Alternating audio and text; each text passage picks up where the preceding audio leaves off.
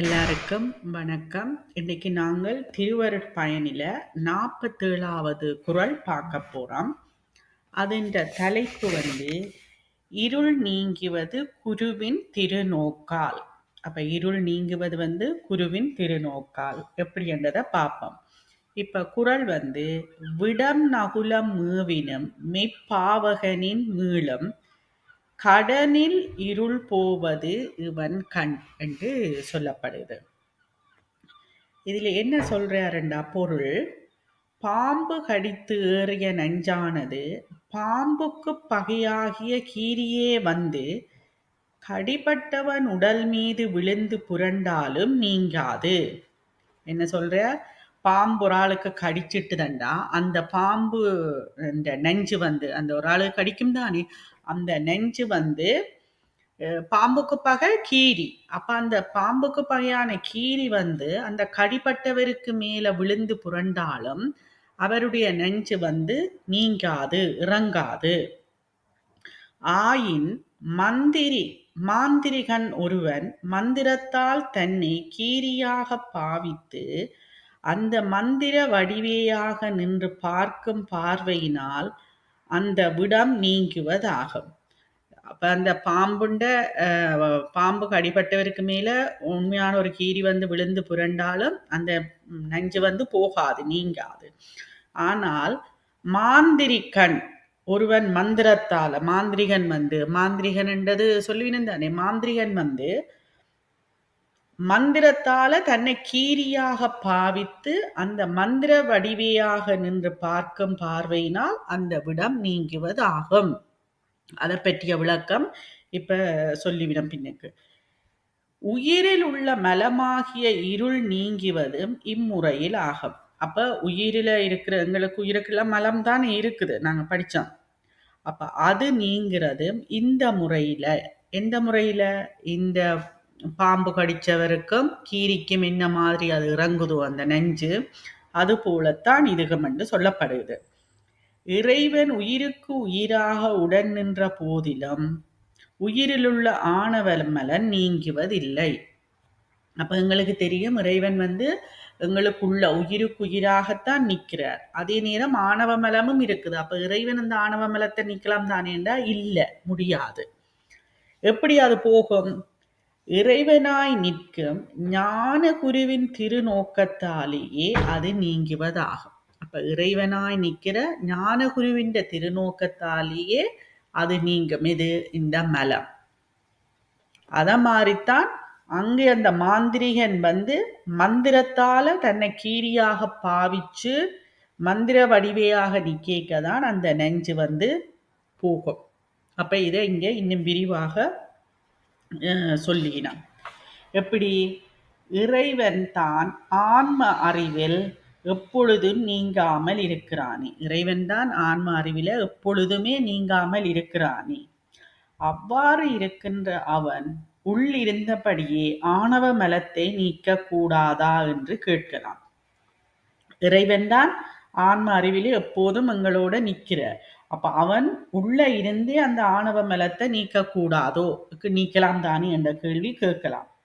அக்கேள்விக்கு விடையாகவே இச்செய்யுளை அமைத்துள்ளார் ஆசிரியர். இப்படி நீங்க கேட்டீங்கள், இறைவனங்களுக்குள்ள இருக்கிற அவர் உள்ளுக்க இருந்து கொண்டே அந்த ஆணவ மலத்தை நீக்கலாம் தானே என்று இப்படி கேள்வி கேட்டால் அதுக்காகத்தான் இந்த செய்யுள், இந்த குறளை சொல்றார் ஆசிரியர். மாந்திரிகனை உவமை காட்டி மேற்கூறிய ஐயத்தை தெளிவிக்கிறார். அப்ப அதுக்காகத்தான் மாந்திரிகனை எங்களுக்கு உவமையாக எடுத்து சொல்லி இந்த ஐயத்தை, சந்தேகத்தை தெளிவுபடுத்துறார் இந்த ஆசிரியர். ஏனென்றா சும்மா சொல்லிக்க உதாரணம், உவமானம், உவமியங்கள் எடுத்து சொல்லிக்க தான் அதோடு ஒப்பிட்டு சொல்லிக்க எங்களுக்கு ஈஸியா விளங்கும். கருட பாவனை என்பது நூல்களில் சொல்லப்படுகிறது. அதனை அறிந்து கொண்டால் இச்செய்யுளில் கூறப்பட்டுள்ள பாவகன் நிலை எளிதில் விளங்கிவிடும். மந்திர நூல்களில் உலகப் பொருள்கள் ஒவ்வொன்றும் 3ஆக கொள்ளப்படுகிறது. அப்ப மந்திர நூல்கள் எல்லாம் உலகப் பொருட்கள் 3ஆக சொல்லப்படுது. இது நாங்க தத்துவ போதத்திலையும் எல்லாம் படிச்சிருக்கிறோம். என்னென்னு சொல்றேன். அவை பௌதீக பொருள், ஆன்மீக பொருள், தெய்வீக பொருள். அப்ப இந்த 3 பொருள்களை பற்றி சொல்லப் போயினோம். அப்ப பௌதீக பொருள் என்பது உலகத்தில் நாம் கண்ணாற் காணும் பொருள். அப்ப பௌதீக பொருள்ண்டா என்ன? உலகத்தில நாங்கள் கண்ணால பார்க்கிற பொருள்கள் எல்லாம் பௌதீக பொருள். நாம் கண்ணாற் காணும் பொருள் பௌதீக பொருள்னா நாம் கண்ணால காணும் பொருள். அப்பொருளுக்குரிய மந்திரம் ஆன்மீக பொருள் எனப்படும்.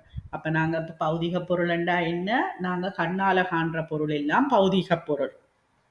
அப்பொருளுக்குரிய மந்திரம் ஆன்மீக பொருள் எனப்படும். பொருளை மூண்டா இல்ல பிரிச்சவ உலக பொருள்களை மூண்டா சொல்லினோம். பௌதீக பொருள், ஆன்மீக பொருள், தெய்வீக பொருள். அப்ப அந்த பௌதீக பொருள்களுக்குரிய மந்திரம் ஆன்மீக பொருள் எனப்படும். அம்மந்திரத்தை இடம் கொண்டு பயன்தரும் அதி தெய்வம் தெய்வீக பொருள் எனப்படும். அப்ப தெய்வீக பொருள்ண்டா அந்த மந்திரத்தை இடம் கொண்டு பயன் தாரது அதி தெய்வம், பயன் தரும் அதி தெய்வம். ஒவ்வொன்றுக்கும் ஒவ்வொரு தெய்வங்கள் இருக்குதானே, அதி தெய்வம். அப்ப அந்த மந்திரத்துக்கு அந்த ஆன்மீக பொருள், பௌதீக பொருள் கண்ணால காண்ற பொருள்கள் எல்லாம் பௌதீக பொருள். அந்த பௌதீக பொருள்களுக்குரிய மந்திரம் ஆன்மீக பொருள். அந்த மந்திரத்துக்கு ஆன்மீக பொருள், அப்பொருளுக்குரிய மந்திரம், பௌதிக பொருள்களுக்குரிய மந்திரம் ஆன்மீக பொருள். அம்மந்திரத்தை இடமாக கொண்டு பயன் தரும் அதி தெய்வம் தெய்வீக பொருள் என்று சொல்லப்படும். அப்ப இந்த மூண்டையும் கிளியரா விளங்கினாத்தான் இங்கால பார்க்கலாம். இதான் திருப்பி திருப்பி சொல்லியிருக்கு.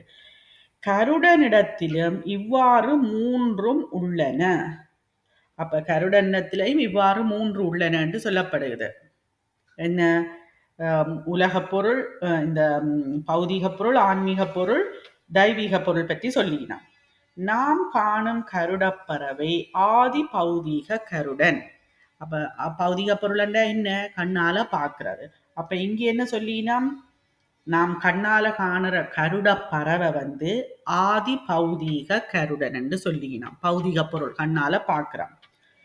அதுக்குரிய மந்திரம் எதுக்கு? இந்த பௌதீக பொருளுக்குரிய மந்திரம் ஆதி ஆன்மீக கருடன். ஆதி ஆன்மீக கருடன் அந்த மந்திரம். அந்த மந்திரத்துக்குரிய அதி தெய்வம் ஆதி தெய்வீக கருடன். அதுக்குரிய மந்திரம் ஆதி தெய்வீக கருடன்.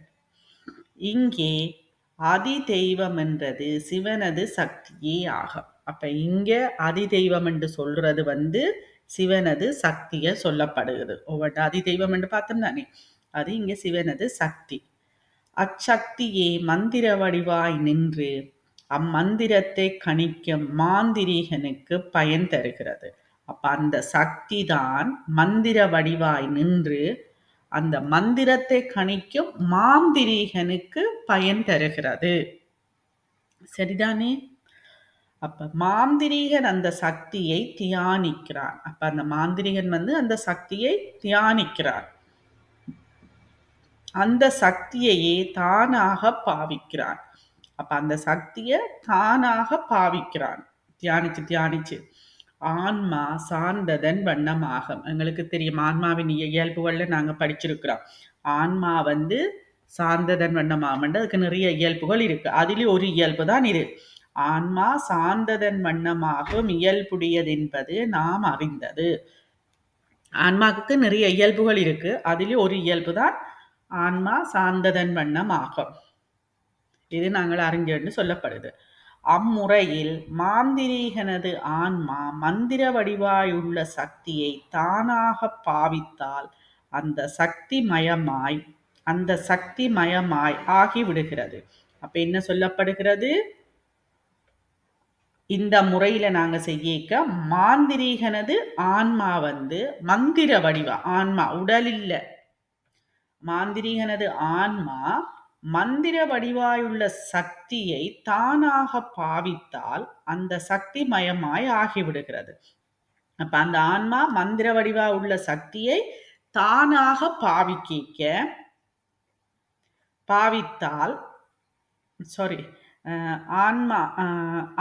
அம்முறையில் மாந்திரிகனது ஆன்மா மந்திர வடிவாயுள்ள சக்தியை தானாக பாவித்தால் அந்த சக்தி மயமாய் ஆகிவிடுகிறது, அந்த சக்தியாயே ஆகிவிடுகிறது. அதனால் அவன் கருடனாகவே நிற்கிறான். அதனாலே அவன் கருடனாகவே நிற்கிறான். உருவத்தால இல்ல, அந்த ஆன்ம சக்தியால விளங்கி கொண்டதன் அல்ல. அப்ப அவன் கருடனாகவே நிற்கிறான்.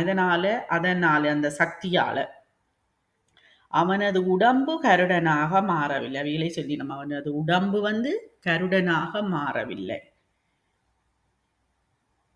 அவன் மந்திர கருடனை நாள்தோறும் தியானித்து பழகிய பயிற்சியினால் அவனது ஆன்மா அக்கருடனே தானாய் நிற்கிறது. அப்ப அவன் இந்த மந்திரத்தை நெடுக சொல்லி சொல்லி சொல்லி கொண்டு வந்தபடியா, பயிற்சி பண்ணி கொண்டிருக்கபடியா, அவனது அந்த ஆன்மா அவனுடைய ஆன்மா அக்கருடனே தானாய் நிற்கிறது. அந்த கருட மந்திரத்தை சொல்லி கொண்டு வருக, அந்த கருடன் அதாகவே நிற்கிறது, உடலாக இல்ல, ஆன்மா. எனவே கருடனாய் நிற்கிறான் என்பதற்கு பொருள் மந்திர வடிவாய் நிற்கிறான் என்பதே ஆகும். அப்ப கருடனாய் நிற்கிறான் என்பதற்கு பொருள் என்ன? மந்திர வடிவாய் நிற்கிறான் என்பதுதான் பொருள். அவ்வாறு நின்று அவன் பாம்பினால் கடியுண்டவனை தன் மந்திர கண் கொண்டு பார்ப்பானாயின் விடம் நீங்கி ஒளியும்.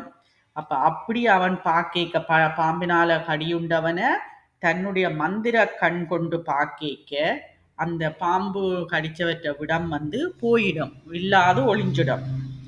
சிவசக்தியே மந்திர வடிவாய் நின்று விடத்தை நீக்குகிறது. அப்ப சிவசக்தி தான் மந்திர வடிவாக நின்று அந்த விடத்தை நீக்குகிறது. இப்ப நாங்களும் இந்த தியானங்கள் செய்து செய்து கொண்டு வர எல்லாருக்குள்ளேயும் நிறைய மாற்றங்களை உணர்ந்திருப்பீங்க. அதுக்கு பயிற்சி தேவை. அத மாதிரிதான் இவரும் ஒவ்வொரு நாளும் தியானிக்கிறார் அந்த மந்திரத்தை சொல்லி.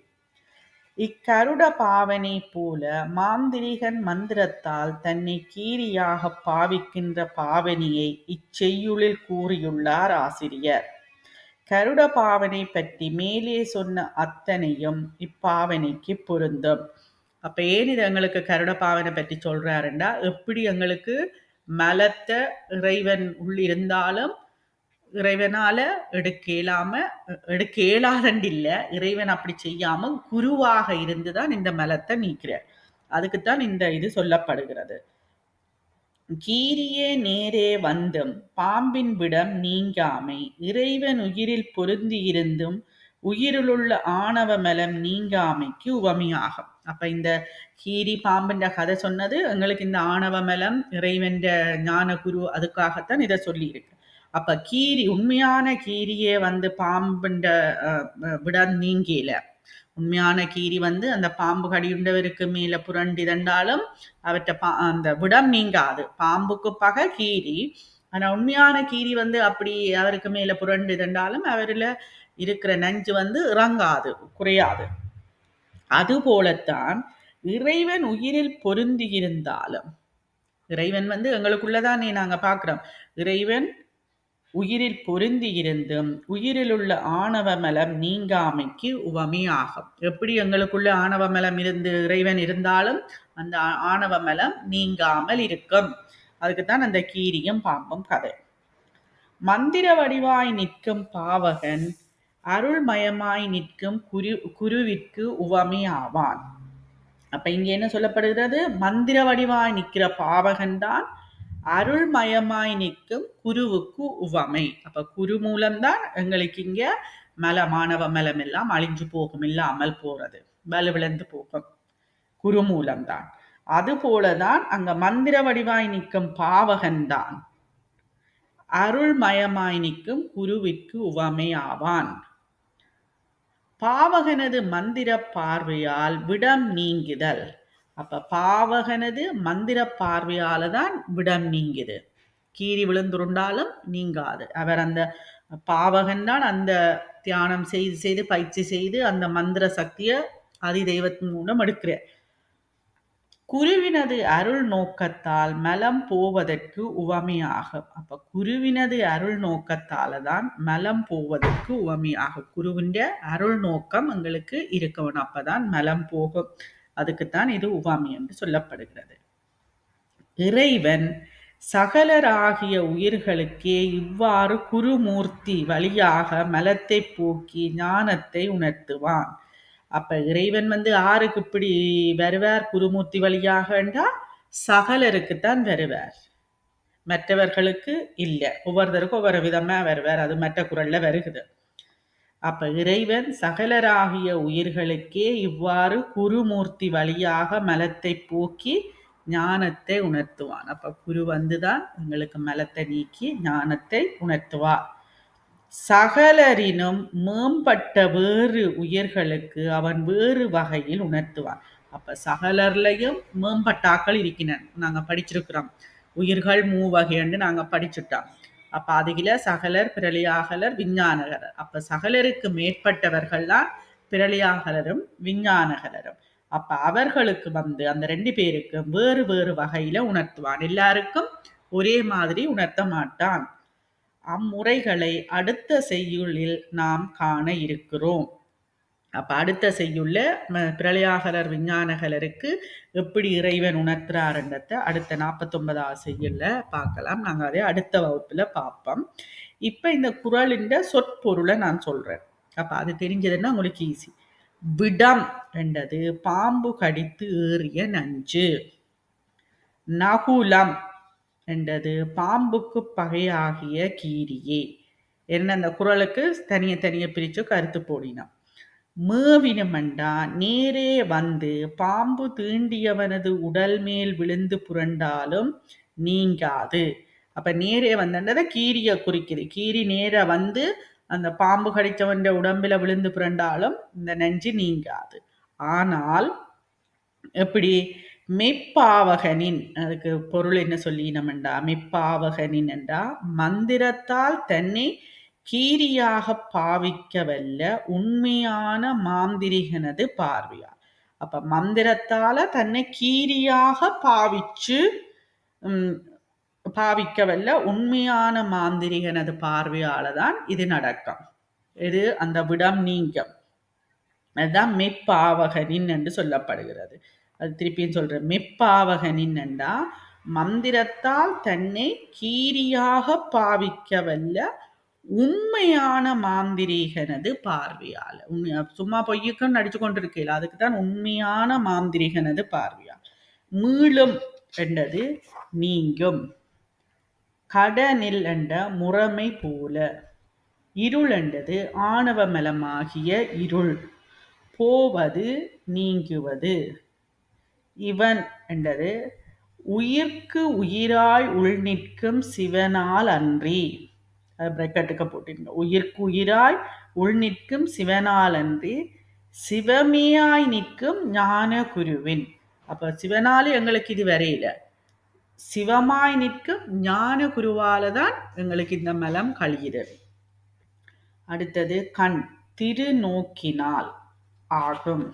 அப்ப அந்த குறளை திருப்பி சொல்றேன். விடம் நகுலம் மேவினும் மெய்ப்பாகவனின் மீளும் கடனில் இருள் போவது இவன் கண் என்றதுக்குத்தான் இந்த சொற்பொருள் விளக்கம் சொல்லி இருக்குது.